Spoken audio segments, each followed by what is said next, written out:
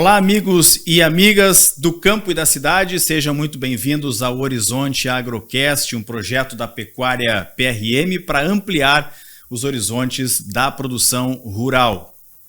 Eu sou o jornalista Rafael Ferreira, falando aqui dos estúdios da TV Santa Maria, substituindo hoje o colega e amigo Paulo Dutra neste 18º episódio, que tem a parceria de Diamaju Distribuidora, logística própria em mais de 5 mil produtos nas linhas agropecuária, veterinária, pet e agrícola para os 3 estados do sul.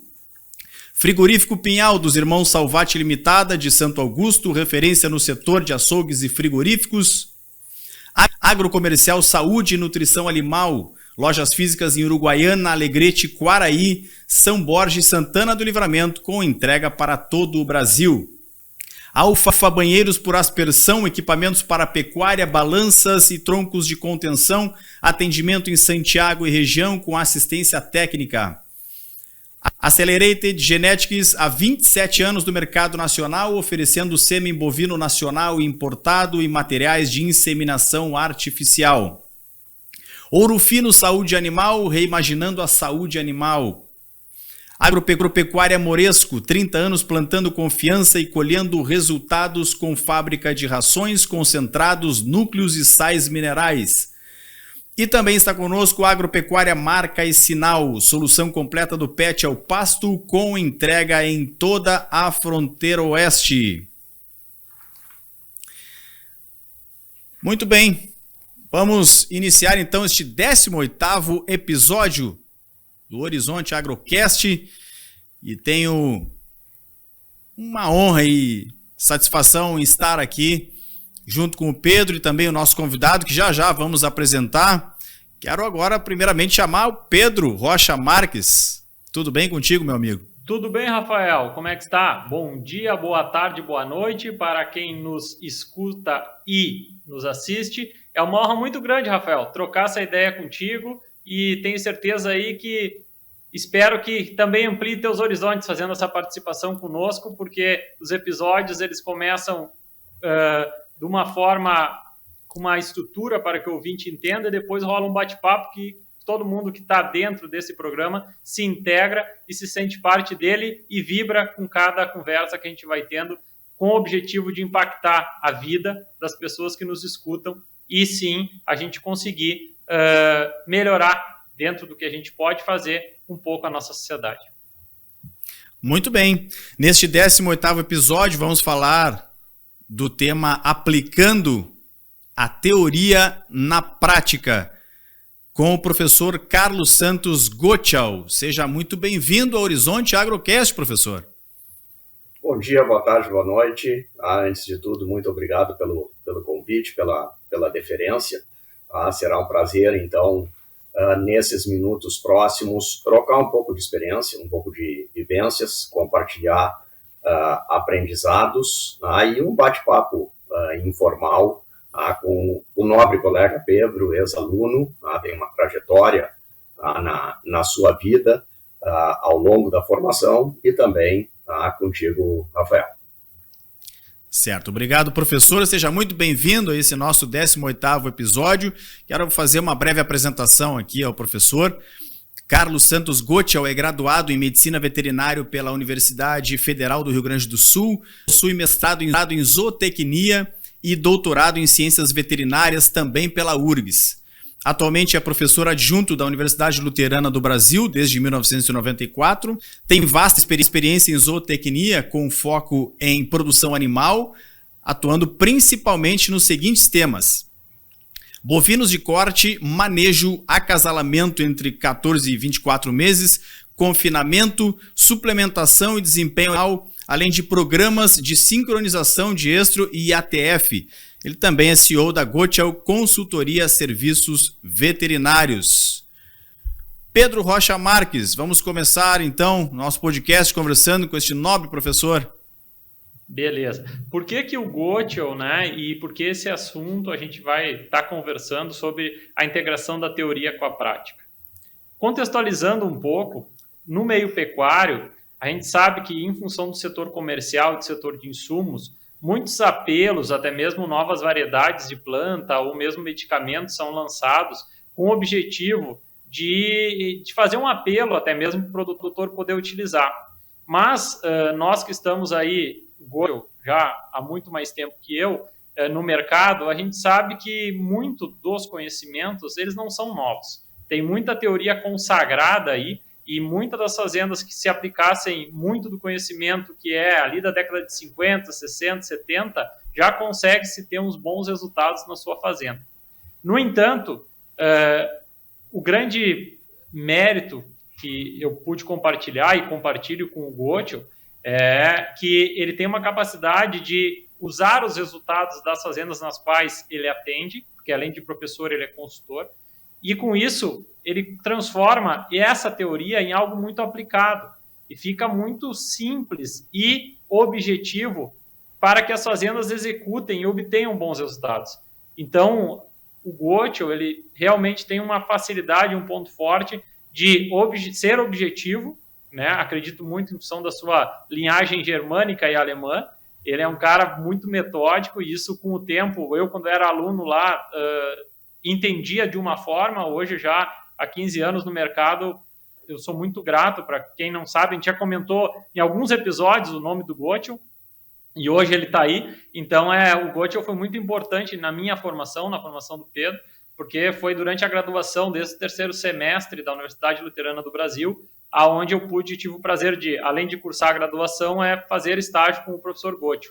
E ele foi fundamental na minha formação, no método, e em parte, no caso do rigor e da metodologia que nós, como PRM, buscamos ter, tem sim nessa formação, na categoria de base, tem sim o professor Gotcho um grande papel nisso, e aqui agradeço ao público, Gotcho, essa grande contribuição que teve tanto na minha vida pessoal como na vida profissional. Fico muito grato mesmo, e o Horizonte Agrocast não seria o mesmo programa, não seria o mesmo episódio se não tivesse a tua participação. Então, agradeço, fico muito grato, e agora gostaríamos de te ouvir um pouco essa fala inicial aí, para depois a gente ir conhecendo, quem não conhece ainda, conhecer um pouco da trajetória de vida do professor Carlos Gotcho. Muito obrigado, Gotcho.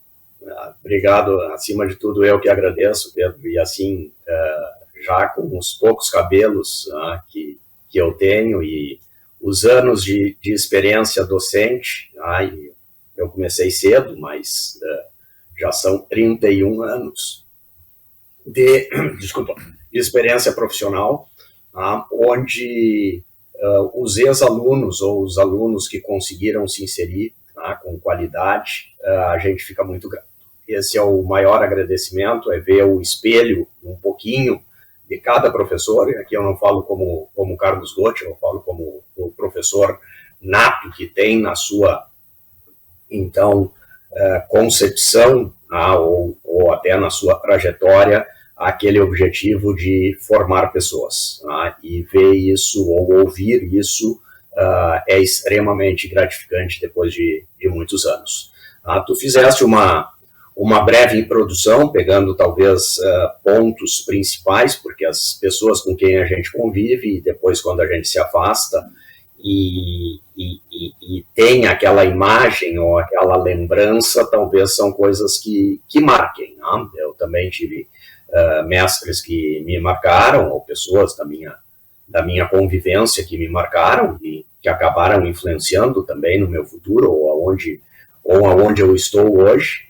Isso, acima de tudo, gratidão por esses momentos. Mas, como tu bem disseste, eu sempre procurei, isso é uma característica que eu acho que eu tenho, intrínseca, não sei se a veia germânica citada, ou aprendida, ou a genética e a combinação do DNA, mas eu sempre procurei ser bastante analítico. Isso é uma característica, desde pequeno eu era analítico, poucas palavras, muita introspecção, pensando o que fazer, como agir, planejando, acima de tudo, o planejamento para chegar ao resultado. E hoje, olhando no passado, então, nessa vida profissional, nessa trajetória profissional, que resumidamente ela contempla ainda a parte acadêmica. Eu sou docente da UBRA, então, desde 1994, são 31 anos de atividade docente profissional, fazendo uma pequena correção do Lattes que eu não fiz. Atualmente eu sou professor titular da universidade pelos anos de casa, na progressão de regime, não mais adjunto, e estou lá há 31 anos participando da formação docente e qualificação profissional. E de forma paralela, eu sempre procurei, então, realizar e colocar em prática exatamente aquilo que a academia, então, proporciona. Eu, no início da minha trajetória profissional, tive alguns convites e sempre acabei ponderando entre a docência e a aplicação. Eu tinha uma preocupação por vivência, por experiência, por até análise de colegas mais velhos, e tive a oportunidade, logo formado, assumir propriedade como gerente de propriedade ou de grande grupo. Acabei declinando, exatamente para não me afastar do meio acadêmico. Eu acho que esse meio acadêmico, ele acaba proporcionando ou exigindo uma atualização constante. Esse é um dos problemas da nossa profissão ou da nossa atividade. Hoje nem tanto. Hoje os meios, as distâncias foram encurtadas especialmente pelo acesso à internet, mas num passado recente as distâncias eram bastante grandes e a gente acabava, então, entrando numa rotina de um dia a dia a quilômetros dos centros de conhecimento, e isso levava a uma perda significativa de evolução. Eu sempre vi isso. Então, responde um pouquinho à introdução ali, como tu fizeste, que eu sempre procurei aplicar a teoria à prática. E esta aplicação de teoria à prática por conjunturas da vida, elas se consolidaram. Muito legal, muito legal. E Götschel, baseado nisso que falaste, são 31 anos de docência, né? Comenta um pouco para nós essas transformações, e principalmente, acredito, nos últimos 10 anos aí que a internet veio com mais força dentro do ensino, como o professor Carlos Götschel teve que, não digo se reinventar, que é uma palavra forte, mas sim se adaptar, porque para tornar uma aula tão atraente como uma tela de um celular ou do computador, né, professor, eu gostaria de ouvir, porque eu tenho certeza que terá contribuições. Isso, na verdade, a gente vem acompanhando mudanças de gerações, isso é inegável, às vezes eu não consigo acompanhar totalmente a forma de pensamento, ou a própria utilização, especialmente do tempo. Eu remonto isso no passado e coloco para os alunos, ou converso com eles, eu digo, olha, vocês não têm ideia como era na minha época.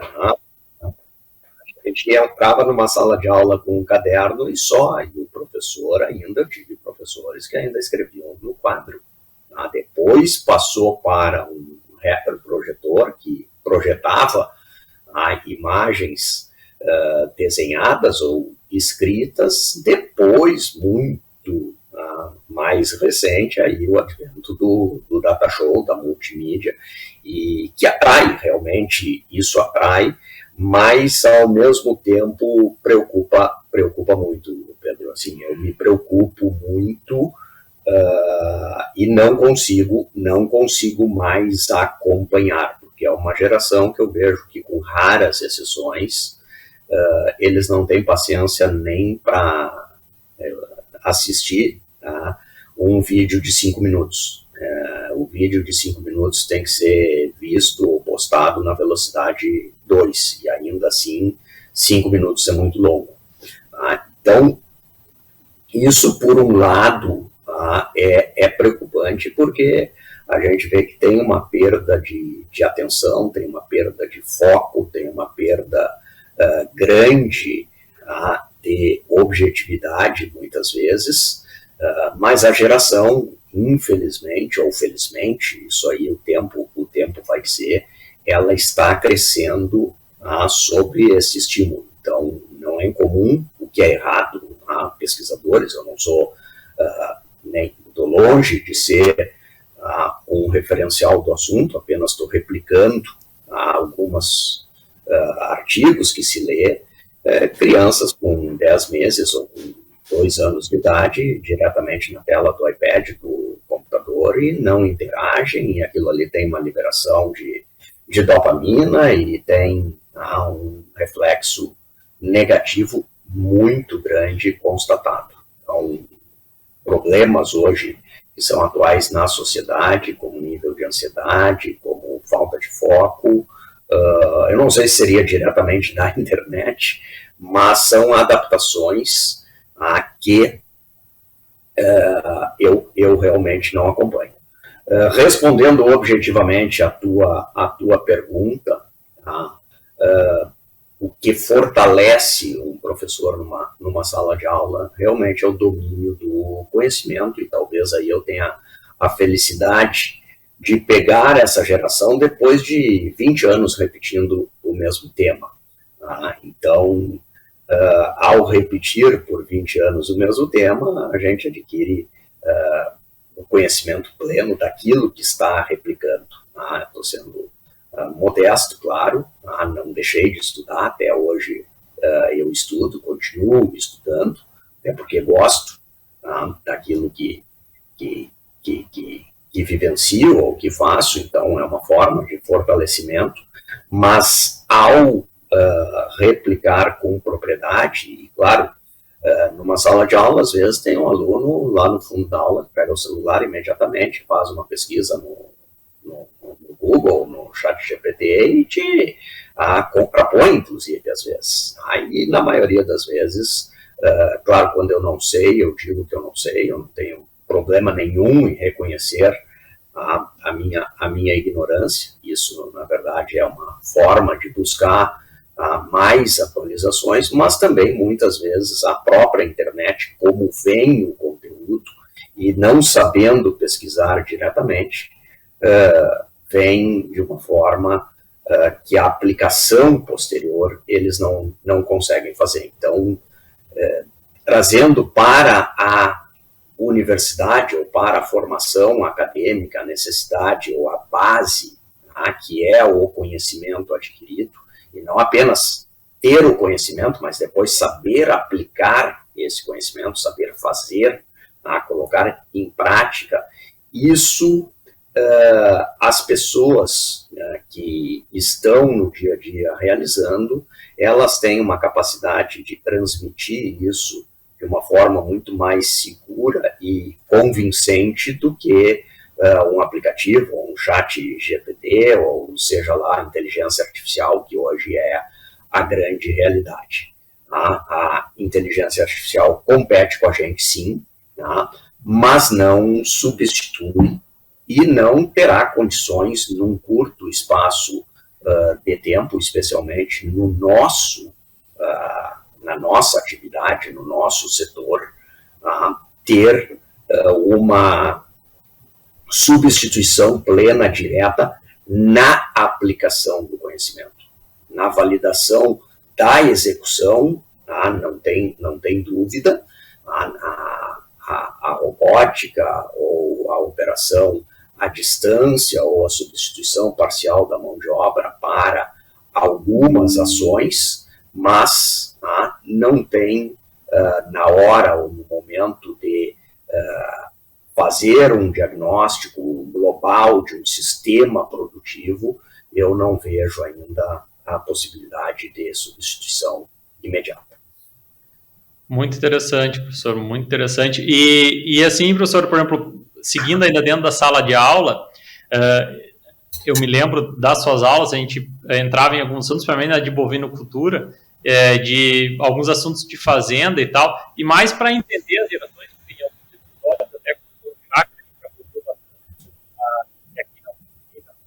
valor, é apenas as características de cada geração, né?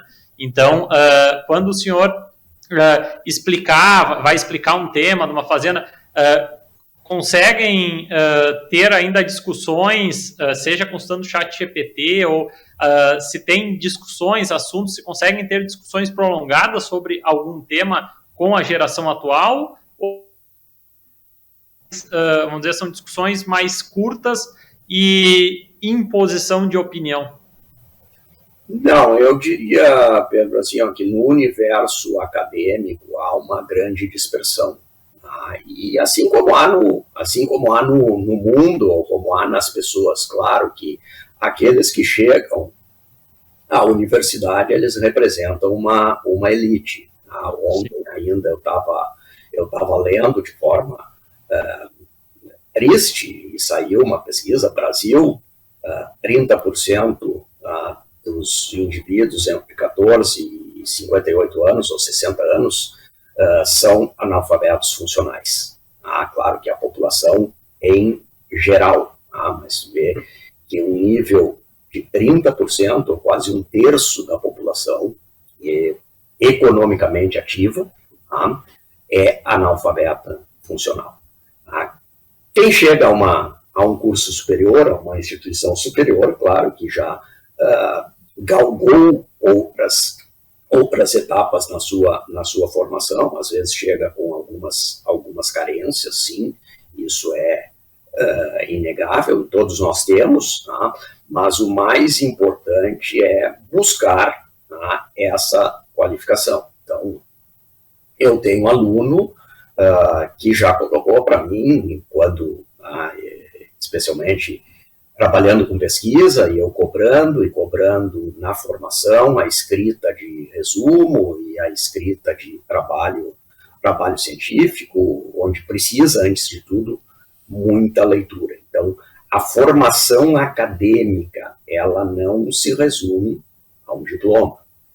Infelizmente, alguns vão buscar um diploma no curso superior, em todos os cursos, independente da veterinária, da agronomia, das ciências agrárias ou de outros tantos cursos que existem. Talvez até pelo sonho de ter essa formação superior e depois, quem sabe, aplicar a um concurso público e virar funcionário estatal para o resto da vida. Isso é uma realidade no Brasil, a gente não pode não olhar o todo, e não entender o todo, mas a iniciativa privada, ela tem as suas, então, exigências superiores, e a qualificação desses alunos ou desses futuros profissionais também vai demandar uma diferenciação. Então, nós temos alunos que dispersam, tem aluno muito bom, tem aluno mediano e tem aluno ruim. Isso é uma estratificação normal. Ainda existem alunos muito bons. E esses alunos muito bons, eles têm características que destoam da média. Dentre essas características, então, existem discussões, existe continuidade no assunto, existe preocupação com a aplicação. Então, acho que mudou, nesse contexto, mudou muito pouco. Mesmo com a geração diferente, ou com a nova geração, esses alunos, eles também acabam buscando referenciais, eu acho que esta é a palavra muito importante. Os professores, eles são referenciais, eles tornam-se referências. Alguns, das vezes, num primeiro momento, uma referência de uma exigência extrema, de muito conteúdo, muita cobrança, mas isso e aí eu me aplico nesse, eu sei, tenho conhecimento, gente, por vivência, por experiência, eu sou taxado como um professor que cobra, que exige muito. Mas essa exigência, como eu disse para eles, tudo aquilo que eu estou exigindo nada é além do que eu sei. Eu não exijo mais do que eu sei. Tá? De forma alguma, vou fazer pergunta capciosa ou vou pesquisar antes de fazer uma pergunta, não. Tudo aquilo que eu cobro, tá? eu domino. E se eu consigo, vocês todos, eu digo para eles, também podem. Então, busquem a formação, busquem o conhecimento, busquem o estudo, busquem a leitura, busquem o aperfeiçoamento. Tá? E, mais uma vez, eu tive gratas surpresas de alunos que me acompanharam, que começaram no seu início como auxiliares, como pesquisadores, bolsistas, que eram extremamente limitados em conhecimento, na capacidade de oratória, na capacidade de verbalização, na capacidade de escrita, e com o passar dos anos, não, claro, por mim apenas, mas como toda a formação universitária, em toda a tríade da do ensino, da pesquisa, da extensão, saíram profissionais, não digo completos, porque ninguém está completo nem no final da sua trajetória, mas já preparados para a aplicação e fazer a diferença no mercado. Pedro, eu tenho uma pergunta para o professor. Muito interessante isso que o professor vem falando, e aqui me veio uma pergunta bem interessante, assim. Professor Carlos, como, na sua opinião, tornar este aluno, este acadêmico, mais bem preparado para o mercado de trabalho? A gente sabe que existem oportunidades dentro da universidade, ou até mesmo fora, de estágios, monitorias, intercâmbios, dias de campo e por aí vai. Mas, na sua opinião, hoje, com toda essa tecnologia que nós estamos na palma da mão, né, e muita gente utilizando pelo lado bom e outros utilizando pelo lado ruim, né, como equilibrar isso e como tornar esse aluno, aquele que não é tão bom, tornar um profissional acima da média e estar bem preparado para o mercado de trabalho dentro da pecuária? Acima de tudo, o aluno tem que querer. Quando a gente trabalha com a educação de jovens adultos, diferente da educação então, de crianças em formação inicial, tem que despertar interesse. Claro que a nossa área ela é uma área muito ampla, a veterinária, e aí eu falo como professor da veterinária, embora seja da agronomia também, em cadeiras, em disciplinas comuns, na área de produção animal, mas é uma área muito ampla. A profissão, uma amplitude depois de possibilidades de atuação enorme, embora os cursos, na sua base de formação, eles sejam generalistas. Então tem que saber de tudo um pouco. Acima de tudo, eu vejo que hoje o que diferencia as pessoas ou os profissionais são as suas características pessoais. Por incrível que pareça, o conhecimento ou o conteúdo, a informação, ela está disponível. Hoje se faz uma pesquisa rápida, como bem perguntaste, em meios digitais e monta um projeto com uma aparência, com um corpo bastante denso e com informações reais e concretas. Mas, efetivamente, analisar isso, colocar as variáveis do dia a dia, os diferenciais de prioridades, e partir para a execução final, isso só se adquire com o tempo e com a própria realização. Quer dizer, é o aprender a fazer fazendo. A gente acaba aprendendo a fazer fazendo.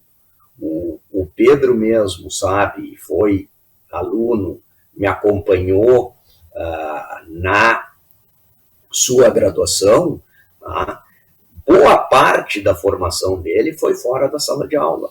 Não só comigo, mas a formação. Eu também, se eu remontar 40 anos, quando eu era estudante, o que eu fazia nas férias? Eu procurava estágio.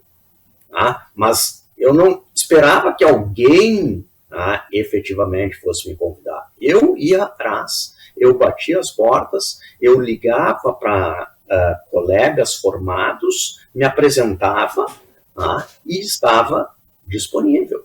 Claro que às vezes a disponibilidade, aqueles que nas primeiras, segundas, terceiras, eu também fazia isso com os meus alunos, eu escolhia a pior tarefa para o que se apresentava a primeira vez.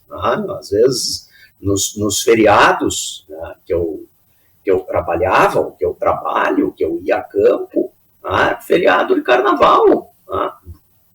Alguém me rondava e pedia, eu quero sair. Quando chegava no feriado de carnaval, eu digo, tá aí a tua vaga. Quer ir comigo? Pois é, não sei. Mas é carnaval, vê bem.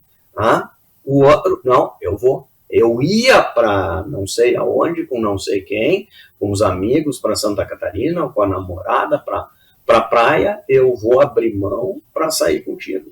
Então, ali ele teve uma atitude, ele partiu dele, eu ia ir igual, eu iria da mesma forma, com ou sem o aluno. Aquele que aceitava acompanhar, mostrava um diferencial. Então, claro que tem que ter as oportunidades, mas as oportunidades, na verdade, elas existem. A gente tem que bater a porta, procurar, então, principalmente, atividades extracurriculares. A atividade curricular padrão, ela segue um referencial do MEC em todas as instituições. Claro que com pequenas diferenças entre uma e outra, entre os seus docentes, mas o diferencial é o fazer a mais, buscar a mais essa qualificação com o exercício prático, que a aplicação prática ou o exercício prático, ele é fundamental. Eu falando por mim um pouco, e não apenas a parte acadêmica, mas também a atividade profissional externa. Eu iniciei comentando, e a gente faz algumas revelações para quem não conhece, num programa ao vivo. Eu comecei a minha vida profissional, logo após a graduação, eu fiz um mestrado, e terminando o mestrado, eu ingressei na UBRA como docente. Paralelamente à docência, eu sempre, logo depois de formado, eu exercia alguns serviços e ações veterinárias. Comecei com gado leiteiro, que é mais dinâmico, que tem algumas exigências um pouco distintas, e posteriormente fui migrando para o gado de corte, para os bovinos de corte. Mas sempre procurando aplicar esta prática associada à teoria. E, ao desenvolver essas ações, muitos alunos puderam realmente me acompanhar, ir a propriedades, vivenciar as práticas do dia a dia, assim como eu fiz com outros profissionais. Tiveram profissionais que não aceitaram, que não me levaram, que não podiam, enquanto outros profissionais abriram as portas, e permitiram que durante a minha formação, minha trajetória acadêmica, eu pudesse exatamente visualizar a realidade, o dia a dia da atividade. E assim adquirindo prática. Eu sou urbano de nascença, eu sou porto-alegrense de nascença, mas fui ao longo, com o passar dos anos, com a própria, então, vivência profissional, adquirindo o conhecimento aplicado e melhorando esse conhecimento aplicado a partir do conhecimento teórico. Eu tive um professor que dizia, lá na graduação, ele dizia, leiam, tá? Vai ler, vai estudar, porque mesmo que tu não tenha feito, a hora que tu precisares fazer, tu conhece a teoria. Tá? E isso me marcou muito. Então, eu sempre gostei de estudar depois que ingressei na faculdade.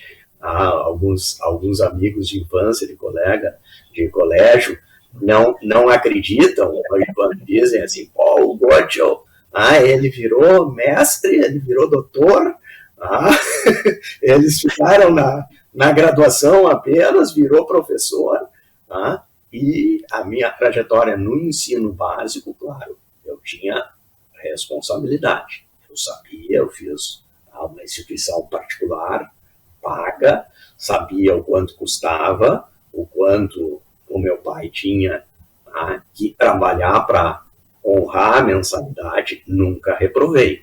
Mas passava de ano no ensino básico como assim, aquele aluno quantidade suficiente para a nota 6. Era assim, o mínimo para passar. Aí, quando eu entrei na faculdade, eu realmente, até porque tinha vocação, gostava, estava fazendo o que eu queria, o que eu sempre projetei. Eu só fiz um vestibular, só para veterinária. Na minha época tinha a segunda opção, eu não preenchia a segunda opção, ou eu fazia veterinária, ou eu não fazia nada. Tentaria mais um ano. Graças a Deus passei, fui aprovado diretamente, e ali eu peguei o gosto, aprendi a estudar. Isso eu não sabia, realmente não sabia estudar. E aí comecei a estudar. Então, a teoria, ela também é importante, porque não adianta, o que nos diferencia como profissionais superiores é o domínio do conhecimento.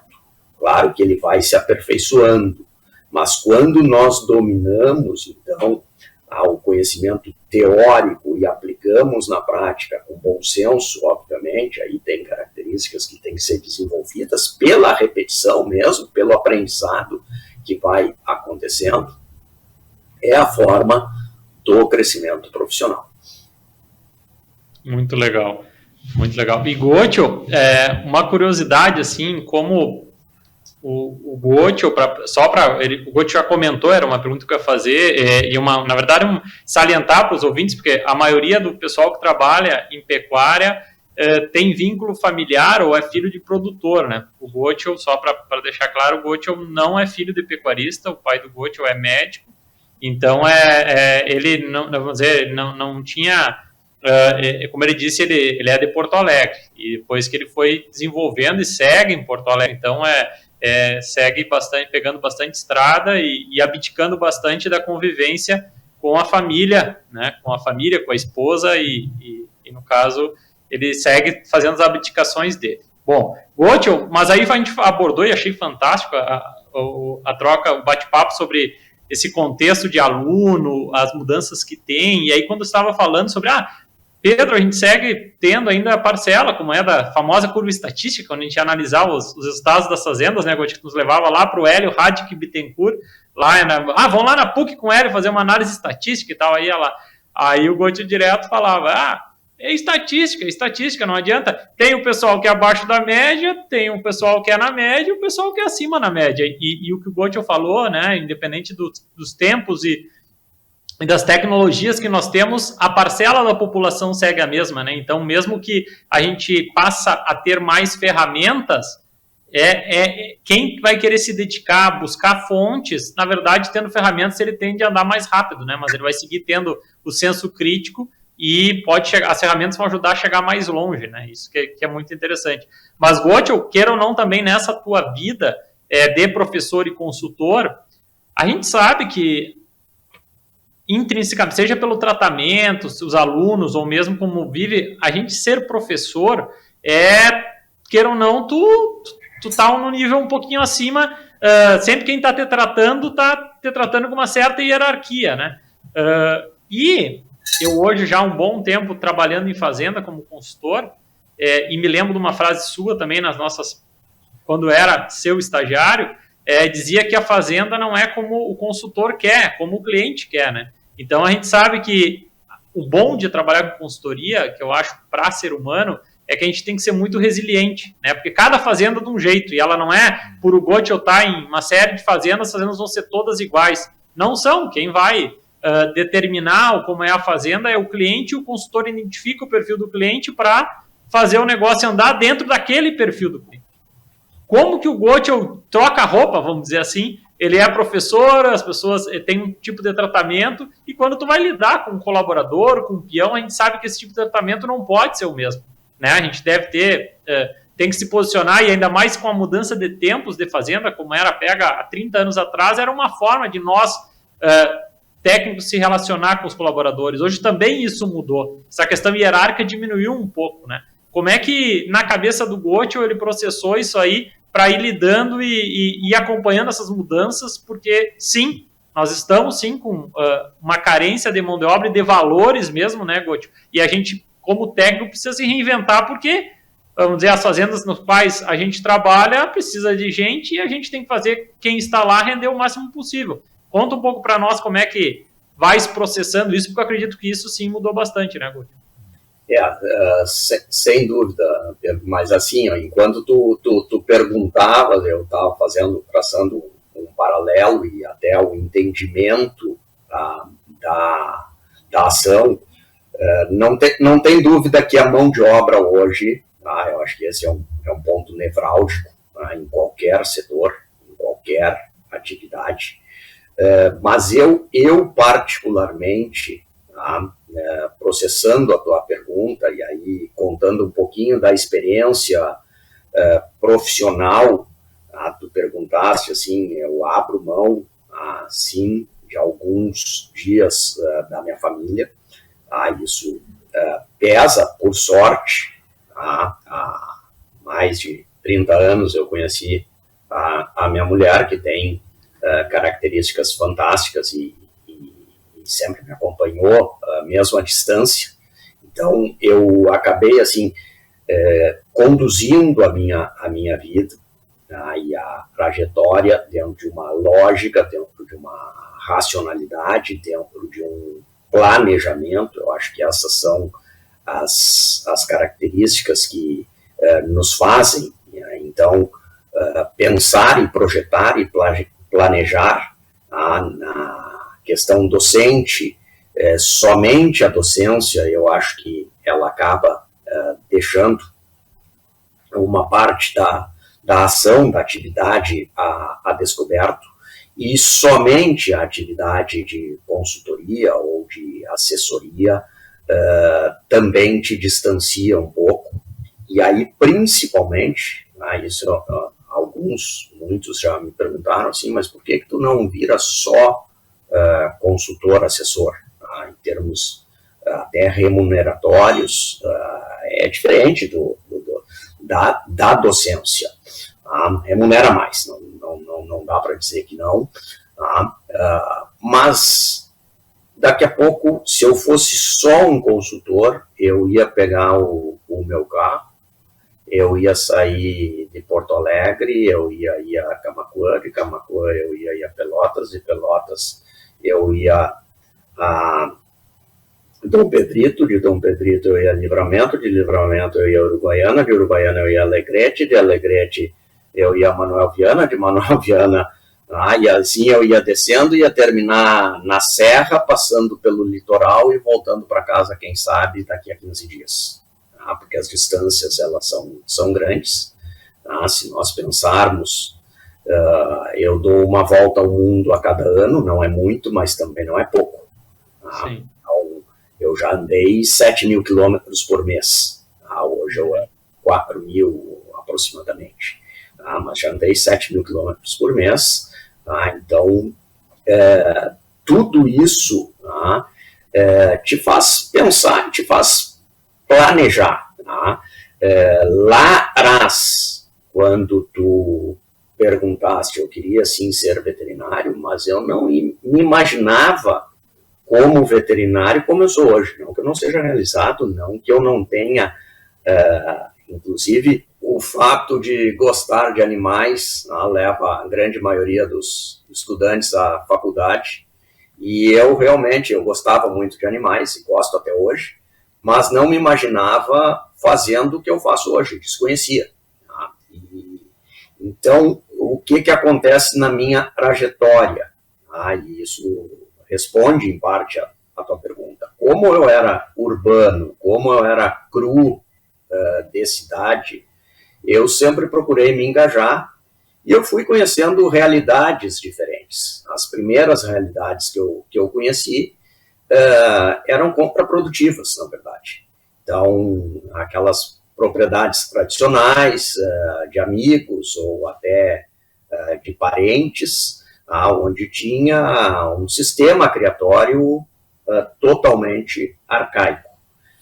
Como era a pecuária no século passado. Eu sou do século passado, realmente, a pecuária era um grande ativo dos animais, mas a produção em si ela era relegada a segundo plano e a natureza cumpria o seu ciclo biológico. Na faculdade, por sua vez, eu comecei a vivenciar e experimentar técnicas, especialmente com melhoria nutricional, também sanitária, e vivenciar isso de forma paralela e me aproximando das pessoas. Então, no campo, quem está à frente no campo hoje é o capataz, é o peão, nas propriedades organizadas, os capatazes, e realmente eu aprendi muito com capatazes. Então, isso me forçou também a desenvolver um linguajar e aplicar esse linguajar, que a comunicação ela é essencial. Eu repito uma frase, e muitos de vocês já ouviram: há muita guerra no mundo por falta de comunicação, onde, na verdade, as falhas na comunicação, elas levam, então, a falhas nos processos em geral. Então, é fundamental que se aprenda a comunicar na mesma frequência o interlocutor do ouvinte. E logo de formado, eu iniciei como instrutor do Senar. Isso também me colocou numa dinâmica de vivência e diversidade de experiências com diversos públicos. Isso foi uma experiência extremamente gratificante. Posteriormente, com o avanço na instituição, na UBRA, eu comecei como instrutor do Senar antes da própria docência da UBRA, e depois ela acabou ficando incompatível e não interessante economicamente. Então, acabei me desligando do Senar e parti, então, para a prestação paralelo de serviços veterinários, porque hoje eu sou um assessor ou um consultor. Na verdade, eu me considero mais assessor pecuário do que consultor. Consultor, ele não monitora a execução, eu não realizo a execução, mas eu monitoro, eu sistematicamente eu vou às propriedades. E isso também diferencia nessa tua pergunta, Pedro, porque o meu universo, ele é um universo muito pequeno. Eu tenho um pouco mais de uma dúzia, ou exatamente um pouquinho menos de uma dúzia de assistidos. São 11 assistidos hoje, isso é uma dinâmica muito, muito grande, onde eu vou uma vez por mês a todas as propriedades, então são pelo menos 11 dias. Nestes 11 dias, que eu acabo dispondo do tempo, e aí entra os finais de semana, e aí entra, como eu comentei anteriormente, a Catarina dando todo o suporte que deu durante a infância das minhas filhas, muito importante isso. Ela sempre me fez estar presente, mesmo eu estando ausente alguns dias. Isso tem um valor extraordinário. Hoje as meninas são grandes já, mas durante a fase de adolescência, isso foi muito importante, e sempre me fez estar presente. Então, eu estou contextualizando aqui vários fatores, tá, que culminam com esta qualificação da mão de obra e a interlocução na mão de obra no dia a dia no campo, seja o capataz, seja o peão. Tá? Eu tenho um acesso direto com eles nestas propriedades, tá? Falo semanalmente, às vezes diariamente, dependendo do momento, dependendo do período, mas tem sempre alguém que representa na propriedade esta interlocução. Tá? E isso exige que sempre na frequência. A frequência da comunicação, ela é fundamental. Então, também, ao mesmo tempo, a gente busca uma mão de obra que acabe se integrando às exigências que tem pelo modelo funcional de trabalho. Esse meu modelo funcional de trabalho, com a ida uma vez por mês na propriedade, tá? Tem situações que proprietários ou pessoas não conhecendo ou não vivenciando acham que é impossível tu dominar uma propriedade indo uma vez por mês. Na verdade, eu vou uma vez por mês física, mas eu não estou uma vez por mês. Tá? Hoje, com o avanço da tecnologia e com o WhatsApp, e com vídeo e com celular, então é extremamente frequente o peão ou o capataz, e aí o capataz que faz o meio de campo, mas lá no fundo do campo ele se depara com uma situação, filma, passa e isso chega para a gente. E aí ali tu pode fazer uma análise mais técnica ou mais crítica ou acabar trocando experiências. Então, tu dizia assim, ou tu perguntava a questão de se adequar à propriedade. Sim, a gente tem que se adequar à propriedade, cada propriedade é única, cada propriedade tem o seu objetivo e o seu perfil. Tem perfil de proprietário que eu não me adapto e tem perfil de proprietário que não se adapta a mim. Tá? Mas, por outro lado, os que eu tenho, eles são extremamente longevos. Eu tenho, tu conheceste, alguns deles continuam na mesma batida, no mesmo ritmo, outros entraram posteriormente ou foram renovando por conjuntura ou por características também da própria atividade que foi mudando, onde a substituição pela agricultura ou a busca por uma comodidade maior e a saída do negócio ao arrendamento, ou alguns, como tu disseste e sabes, continuam até hoje.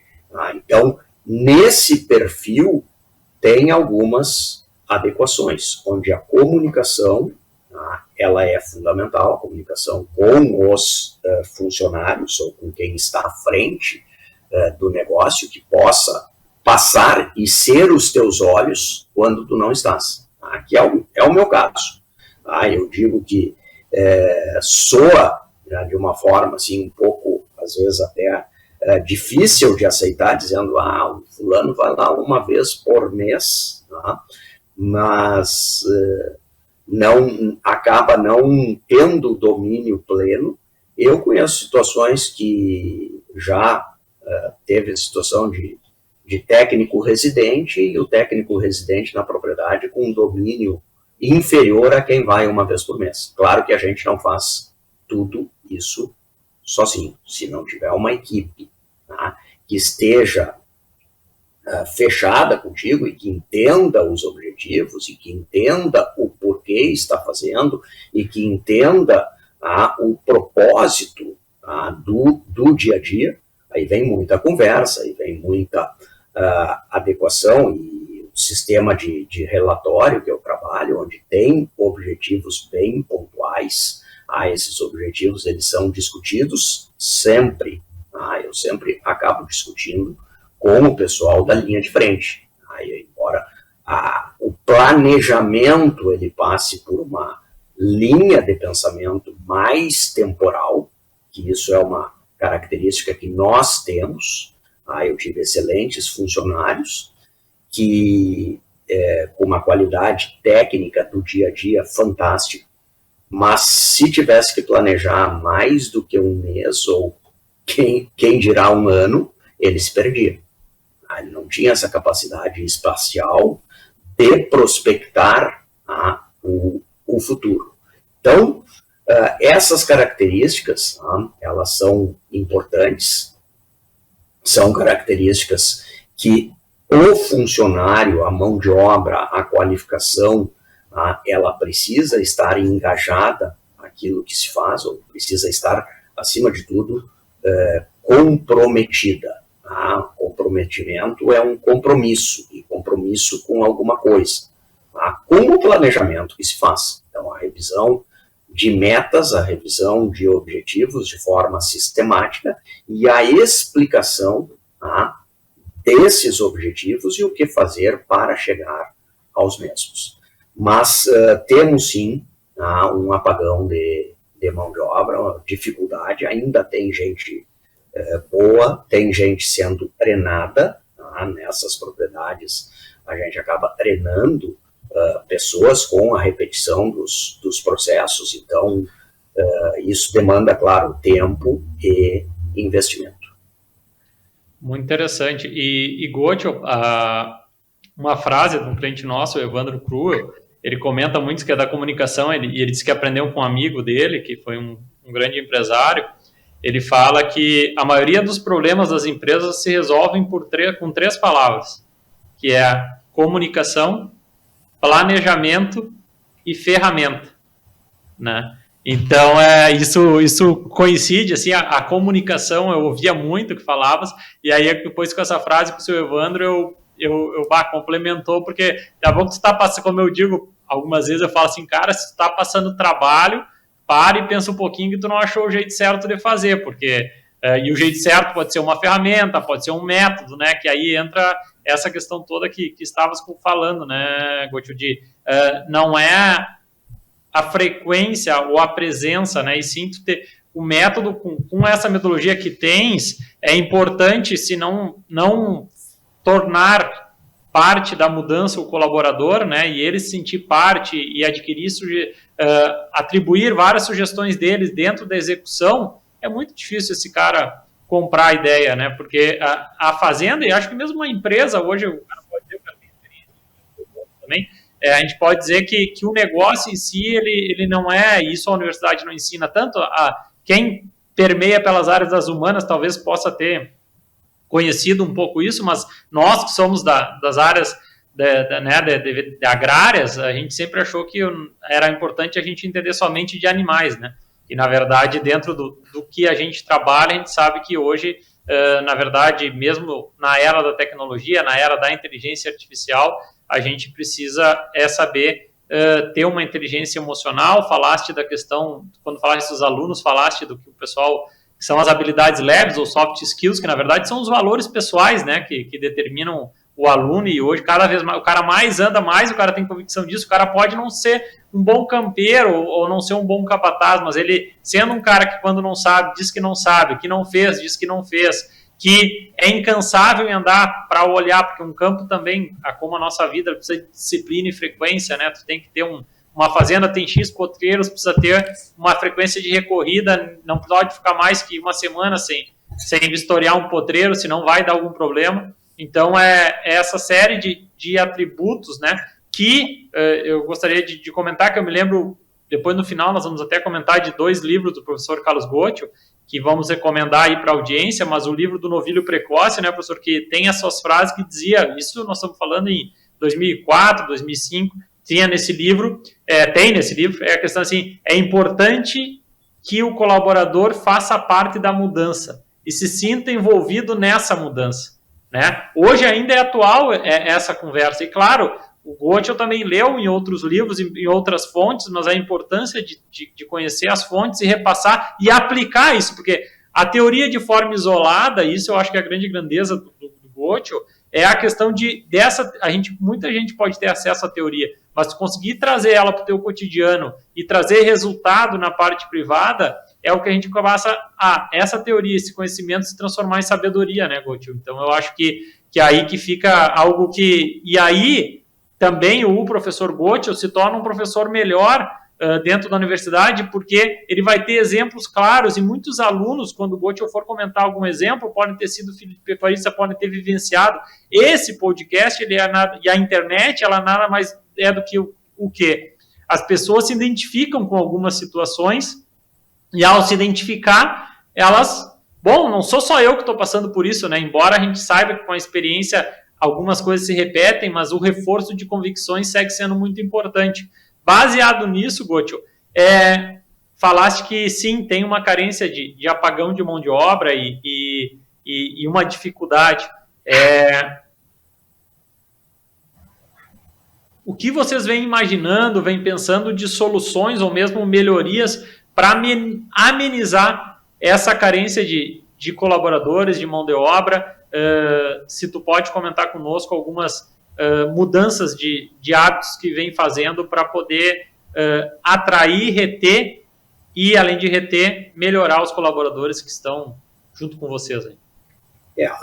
Acima de tudo, Pedro, assim, é a valorização das pessoas como pessoas. Então, dentre as características, e eu acabo conversando muito com os colaboradores, claro que não os subordinados, isso eu não tenho tempo.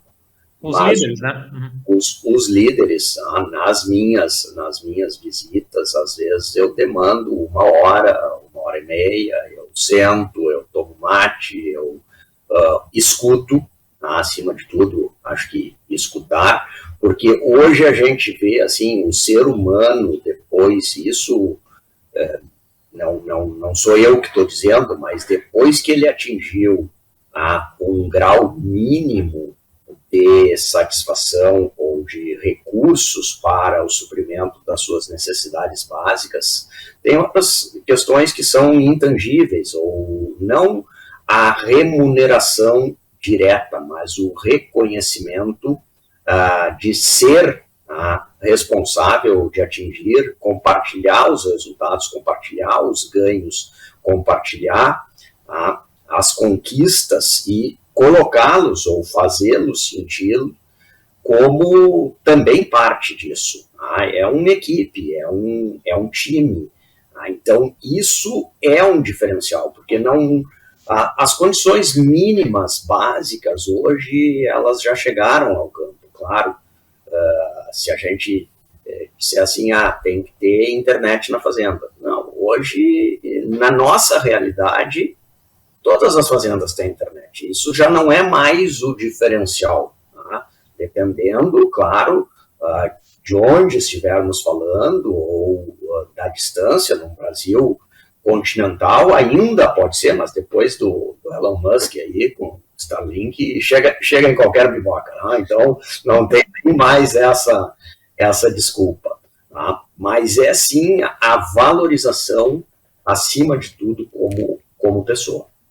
E o sentimento do dever cumprido, porque eu vejo assim, e eu também, mesmo que eu não seja um funcionário direto das propriedades, mas eu sofro tanto quanto, eu me preocupo tanto quanto, eu brigo tanto quanto ser proprietário ou funcionário fosse. Então, de novo, assim, estar comprometido. Para estar comprometido, eu acho que a palavra-chave de tudo que resume, para mim, seria comprometimento. Comprometimento é cumprir com as suas obrigações, com os seus deveres, desde que eles sejam conhecidos. Então, para conhecer, tem que ter, de novo, a comunicação. As coisas têm que ser claras, têm que ser diretas, têm que ser objetivos, sem muito rodeio. O certo é certo, o errado é errado. Então, o perfil ainda no campo, ele ainda é um perfil diferente da cidade. Valores no campo, eles são mais fortes, eles são mais verdadeiros. Eu percebo isso no meu dia a dia. Talvez eu me identifique com isso e tenha uma facilidade maior de comunicação com o pessoal. Tu citaste anteriormente ali, tu falaste nas três palavras. Eu também tenho 3 palavras do dia a dia, que eu acho que, acima de tudo, é planejamento, controle e execução. E essa tríade de planejamento, controle e execução, eu entro primariamente nos 2 primeiros. Eu, como Carlos Gotti, ou como consultor, ou como assessor, eu participo do planejamento, das etapas produtivas, eu faço o controle, mesmo que à distância. A execução não. A execução, o pessoal do dia a dia executa, eu monitoro. Claro que quando tiver falhas nesta execução, o campo vai mostrar. Mais cedo ou mais tarde, aí vem, de novo, o que a gente falava, assim, valores.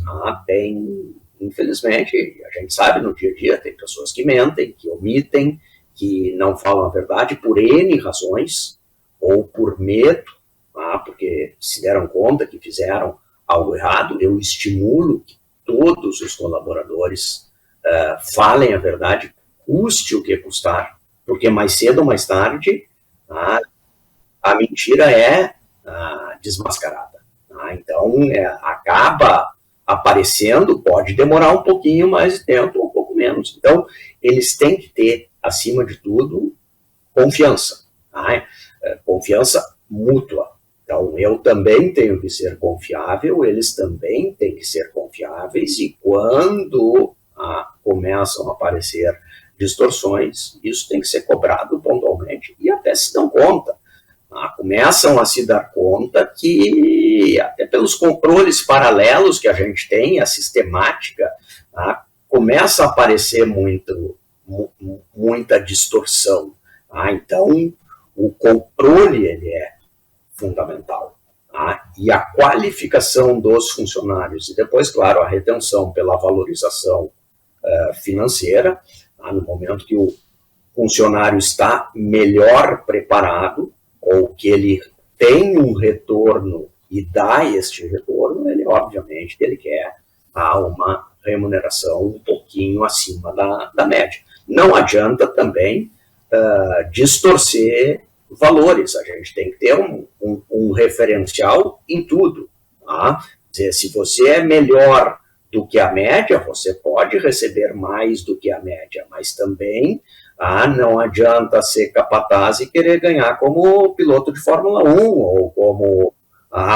não, mas ou como, vamos botar o termo que está na moda, influenciador digital, onde deve ganhar uma Babilônia e 200 mil tentam ser e não sai do chão. Tem que estar atrelado também à realidade. Não? Professor, Exato. Nós já estamos chegando quase ao final, temos ainda cerca de 10 minutos no nosso podcast, mas eu quero fazer uma pergunta aqui também e deixar a última para o Pedro. Gostaria de saber do senhor, nos próximos 5 anos, não tem como a gente fazer uma previsão de 10, 20, 30 anos, mas fazendo uma previsão num tempo um pouquinho menor, de 5 anos, como é que o senhor enxerga a pecuária? E claro, a gente pode falar da sua especialidade em bovinos de corte, seja manejo, confinamento, suplementação e desempenho animal, mas ao seu ver, nos próximos 5 anos, né, qual será ou qual é o maior desafio de quem vive o dia a dia no campo? Tanto aquele que é o proprietário, quanto aquelas pessoas que trabalham nos bastidores para que a propriedade, né, ela consiga tocar, né, de uma forma financeiramente saudável. Qual que é, na sua opinião, dentro desses próximos 5 anos, o maior desafio de quem está vivenciando esse dia a dia, né, no campo? Eu acho que é simples, né, e complexo ao mesmo tempo. Né? Na verdade, a pessoa ou a atividade ou o grupo, ele terá que ser eficiente. Acima de tudo, eficiente. A atividade, ela vai continuar, ela não vai deixar de existir, sob hipótese alguma. Há uma demanda crescente por proteína animal ou por proteína vegetal também, o setor agropecuário. Agora, é um setor que tem algumas características intrínsecas, inerentes ao próprio setor e desafios. Então, o principal desafio é a falta de possibilidade de atribuir preço. Nós trabalhamos com produtos primários, com commodity, com oferta e demanda, e sempre terá alguém produzindo e sempre terá alguém comprando. A grande questão é, para se manter ativo, para se manter no negócio, é ser eficiente. Porque mesmo que os preços caiam, alguém vai conseguir produzir ainda com margem favorável. Sempre tem, é a mesma curva de Gauss que nós falamos anteriormente. Claro que em momentos que os preços estão elevados, isso favorece mesmo o ineficiente, e neste período ele acaba lucrando e subsiste, muitas vezes. Quando os preços estão achatados, há uma depuração. Essa depuração, ela sempre existiu e vai continuar existindo. Então, daqui a 5 anos, ou daqui a 10 anos, ou daqui a 20 anos, a busca incansável por eficiência. Fazer mais, gastando menos. Muito bom, muito bom. E, Gotcho, para a gente encaminhando para a parte final, depois comente sobre os livros no qual tens escrito para a nossa audiência poder ir atrás.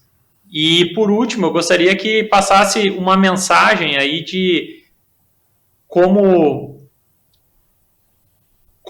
está vendo essa relação da inteligência artificial e dessas novas tecnologias, né, para auxiliar o monitoramento da eficiência econômica de sistemas de produção, né, porque a gente fez uma análise conjuntural e até mesmo comportamental do que a gente vem vivendo e o que o senhor também vem vivendo como professor e consultor, e essa ferramenta que a gente falou, o quanto ela vai ser positiva ou não para incrementar o resultado econômico e principalmente hoje, Gotcho, é uma dor que nós também como consultoria estamos trabalhando para isso, o cliente demandando uma velocidade maior na estimativa desse resultado, né?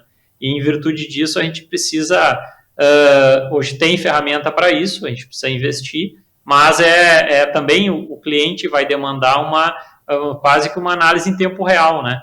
Então, como que está enxergando essa demanda? E acredito que isso, na nossa opinião, é um caminho sem volta nesse quesito. Perfeito, Pedro. Obrigado mais uma vez. Na verdade, os livros que tu te referes são 4 livros escritos, onde um foi relativo à pecuária leiteira, e foi escrito ainda lá no passado com colegas da Planejar. Posteriormente, com esse projeto que eu fui convidado, que é a Bovinocultura Leiteira, Gestão e Custos de Produção, esse primeiro, ali eu parti para a carreira solo e escrevi um primeiro livro que trata do assunto desmame precoce, como, quando e por quê. Este livro, então, de desmame precoce, ele trouxe algumas experiências pessoais mesmo. Eu procurei, com alma, colocar a minha percepção, colocar o meu sentimento, colocar colocar a minha vivência, tabulando isso com bibliografia consultada, obviamente, e conjuntamente foi escrito um livro de produção de novilhos precoces. Esse livro de produção de novilhos precoces, ele teve 2 edições, ele foi lançado pela Agrolivros, está na 2ª edição, e no Google é possível obter, seja pelo título do autor, Carlos Gotcha, ou seja pelo título do livro, onde ali eu procurei, na produção de novilhos precoces, também traçar uma análise conjuntural do processo produtivo, com uma base nutricional, compilando alguns referenciais básicos da nutrição, pensando numa linguagem aplicada a técnicos e mesmo produtores. E, posteriormente, nós escrevemos, aí foi um projeto de um ex-aluno, tu conhece bem, o Ricardo Koyagi, que está hoje em Uruguaiana, um livro sobre gestão. Ele capitaneou ali a edição do livro e foi o editor, e eu auxiliei em alguns capítulos. Então, gestão, um livro de gestão em pecuária de corte. Esses são os quatro livros, mas eles foram feitos com o intuito principal de transmitir conhecimento de uma forma leve, ao mesmo tempo de uma forma técnica aplicada.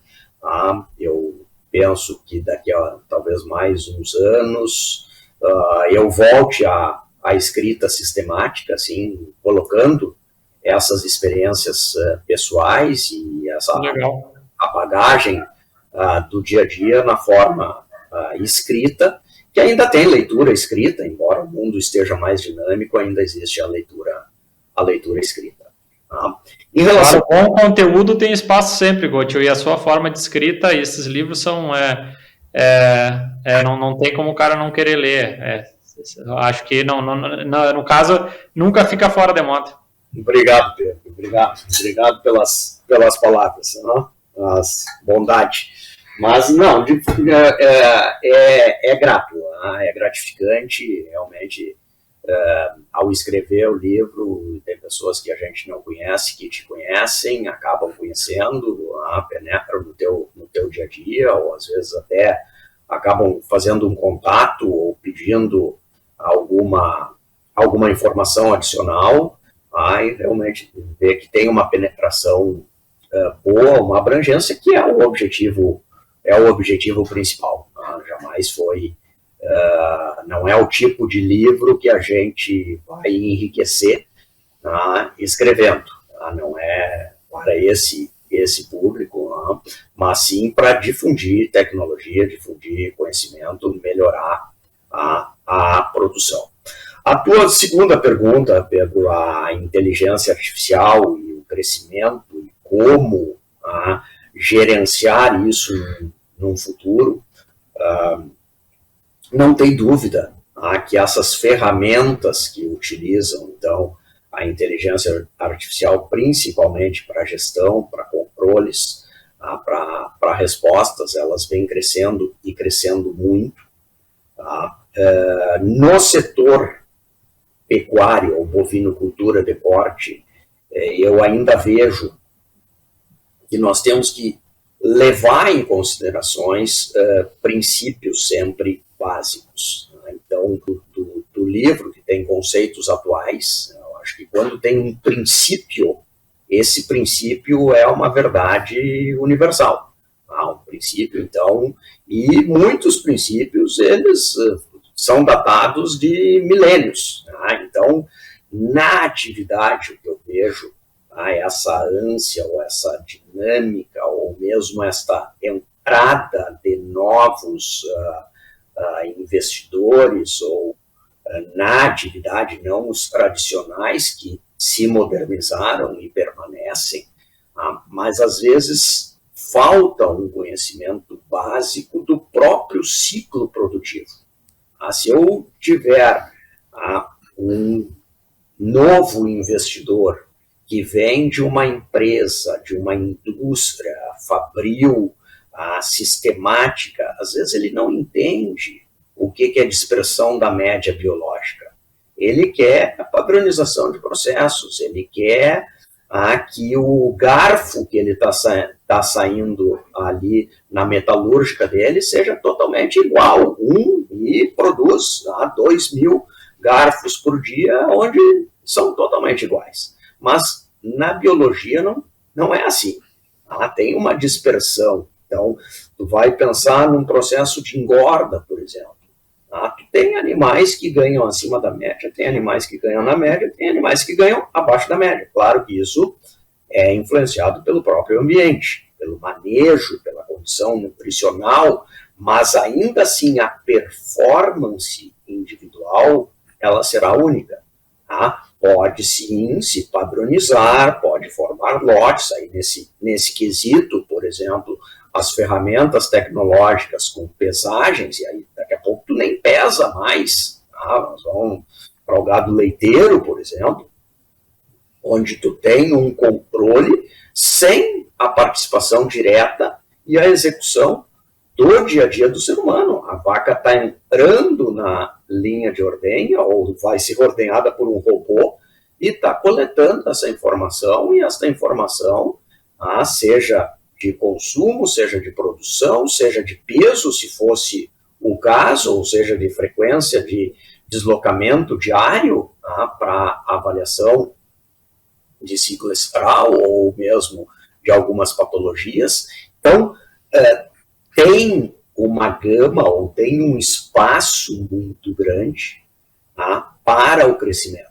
Mas, aí vem o mas, numa análise crítica, a atividade bovinocultura de corte, ela tem um valor unitário do seu produto, diluído no ciclo produtivo biológico lento, porque a gestação de uma vaca é 9 meses e 10 dias, porque uma vaca, quando gesta, somente gestará então tudo isso compromete, em alguns aspectos, o valor unitário e a capacidade de renda individual. Quando eu ministro as aulas lá de manejo animal para os meus alunos, a primeira base comparativa que eu faço com eles é o seguinte: tem uma vaca de leite. Quantos litros produz uma boa vaca de leite? Aí vai lá, 9.000 quilos, aproximadamente, multiplica os 9.000 por 2,50, ou por R$2, aí tem as variações, mas dá 23.000, dá 24.000 por ano. Isso é a renda de uma vaca leiteira por ano. E dentro dessa renda caberão os custos. Aí a gente vai para uma vaca de corte, fazer o raciocínio no ar aqui. Quanto vale um bom terneiro? Bom, hoje, valorizado, vamos botar R$14, valorizar bem esse terneiro. Uhum. Não, estou valorizando bem, eu sei, mas assim, para não ficar abaixo da vaca. R$14, 200 quilos, são R$2.800.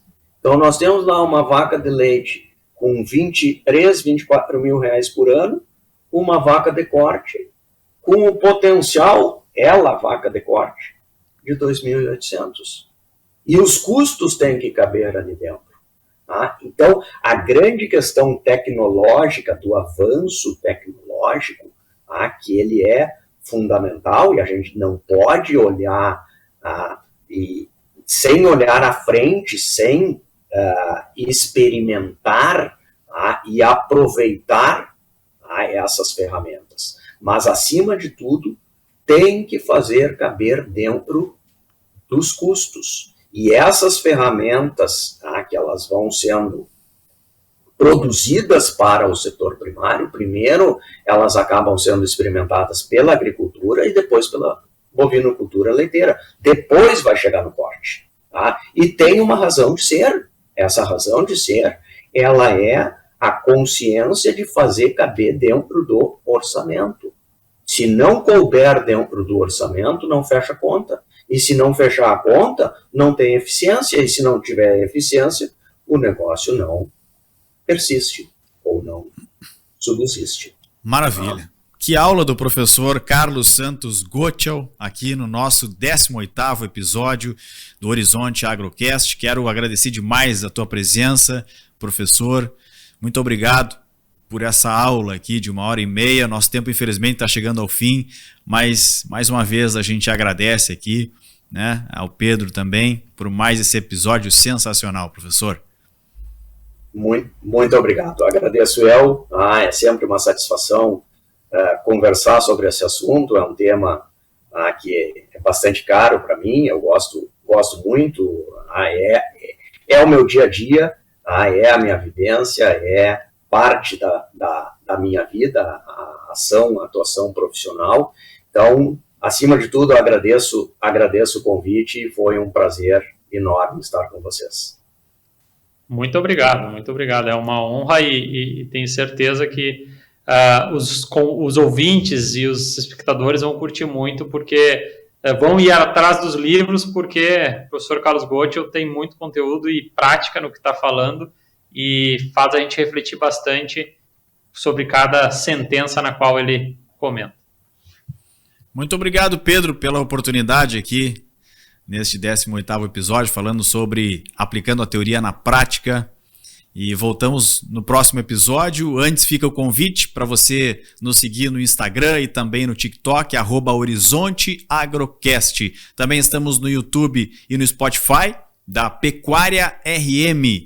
Também com episódios, né, completos todas as quintas-feiras. E a gente também transmite pelo canal 19 da NET, dos sinais de PTV. Reforçamos nosso agradecimento aos nossos parceiros, Veterinária Marca e Sinal, Diamaju Agrícola, também Frigorífico Pinhal, Agrocomercial, Saúde e Nutrição Animal, Alfa Banheiros por Aspersão, Accelerated Genetics, também Agropecuária Moresco e Ouro Fino Saúde Animal. Queremos ouvir você também.